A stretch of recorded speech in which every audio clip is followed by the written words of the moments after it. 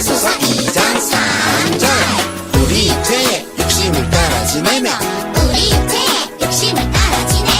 육체와 마음에 원하는 것을 하여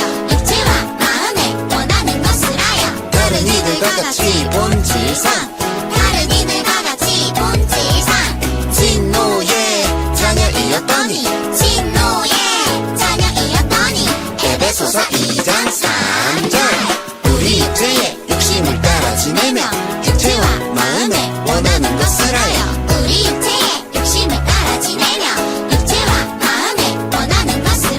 다른 이들과 같이 본질상 진노의 자녀이었더니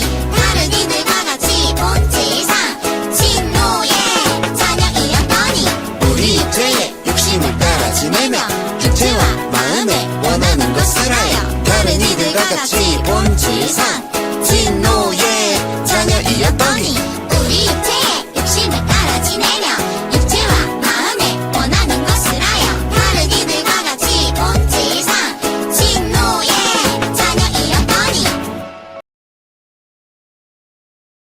만약 우리가 내 마음대로 뭐든지 할 수 있다면 우리는 어떻게 살아가게 될까요? 하고 싶은 건 다 해도 되고 하기 싫은 건 안 해도 되는 세상이라면 어떨까요? 처음에는 정말 자유롭고 재미있을 것 같습니다. 그런데 만약 그렇게만 산다면 결국 어떻게 될까요? 처음에는 즐겁고 편할 것 같지만 우리가 내 마음대로만 살다 보면 결국 죄와 가까워지게 됩니다. 왜냐하면 우리 마음속에는 죄를 따라가고 싶어하는 마음, 즉 죄성이 있기 때문입니다. 그렇다면 우리는 왜 죄를 짓고 싶어하는 마음을 갖게 되었을까요? 처음부터 그런 마음이 있었을까요? 오늘 말씀을 통해 그 이유를 함께 알아보도록 합니다. 하나님께서 만드신 첫사람 아담과 하와는 하나님 말씀에 순종하며 살고 있었습니다. 하나님께서 주신 아름다운 에덴 동산에서 부족함 없이 살고 있었습니다.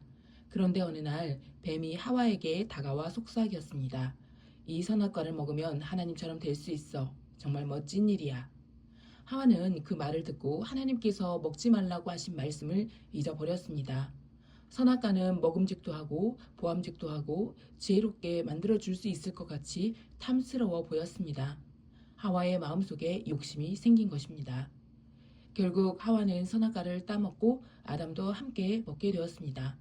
그 순간 두 사람의 눈이 밝아지긴 했지만 자신들이 벌거벗은 것을 깨닫고 부끄러워졌습니다. 그래서 무화과 나무 잎을 엮어 옷을 만들어 입었습니다.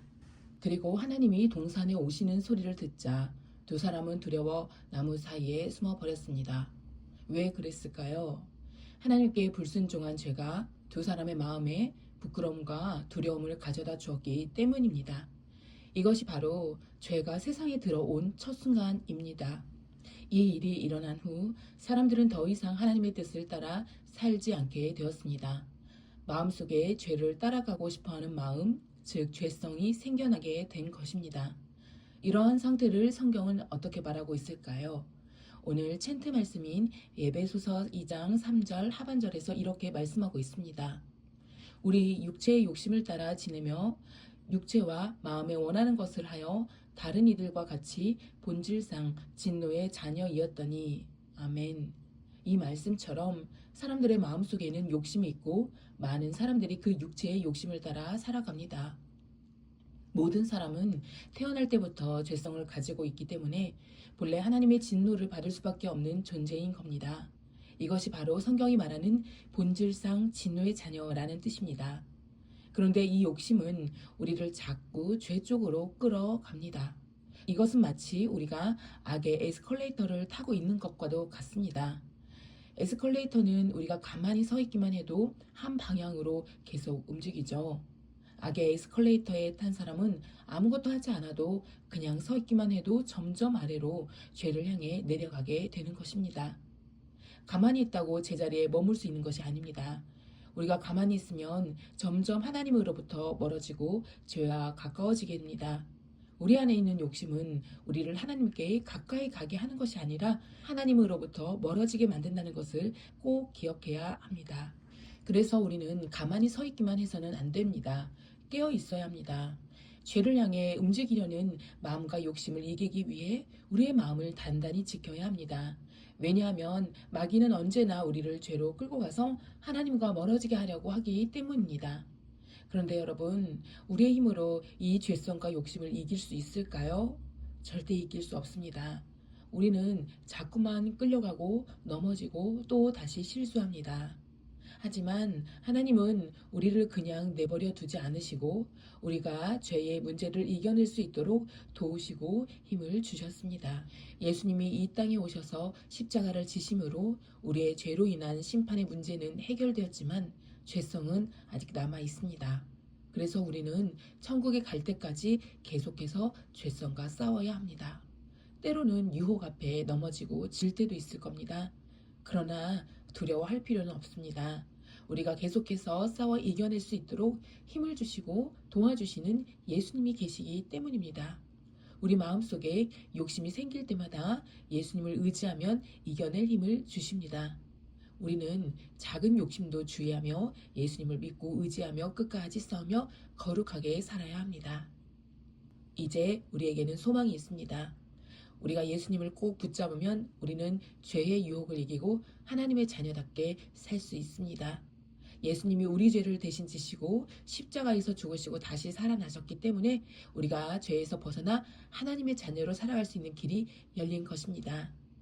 그리고 꼭 기억합시다. 죄는 언제나 아주 작은 욕심에서 시작된다는 것을요. 이거 하나쯤은 괜찮겠지? 이 정도는 다들 하잖아. 이런 생각이 우리 마음속에 들어올 때 그 순간 죄의 유혹이 시작될 수 있다는 것을 기억합시다. 아담과 하와도 처음에 선악 하나쯤 먹는다고 뭐가 달라지겠어? 그렇게 생각한 것으로 죄가 시작했듯이 그 작은 욕심, 작은 선택 하나가 하나님과 우리 사이를 멀어지게 만들고 죄가 이 세상에 들어오게 된다는 것을 기억합시다. 그래서 작은 욕심이라도 가볍게 넘기지 말아야겠습니다. 우리는 항상 작은 유혹도 경계하고 마음을 지켜야 합니다.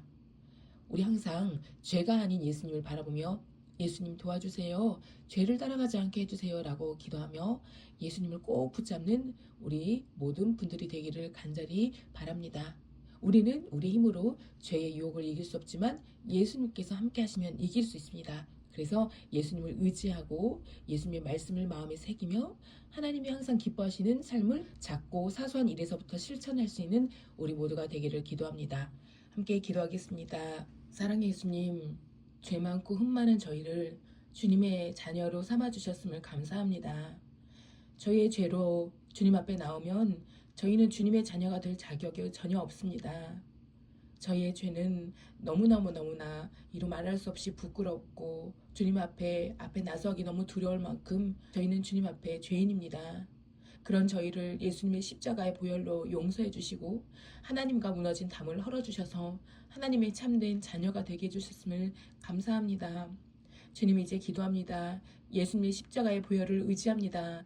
저희가 죄로부터 멀어지게 하시고 날마다 예수의 십자가의 보혈로서 깨끗해질 수 있도록 주님께서 주님의 사랑으로 주님의 십자가의 보혈로 저희의 모든 죄를 씻겨주시고 저희를 참된 주님의 자녀로 날마다 거듭나게 하여 주시옵소서.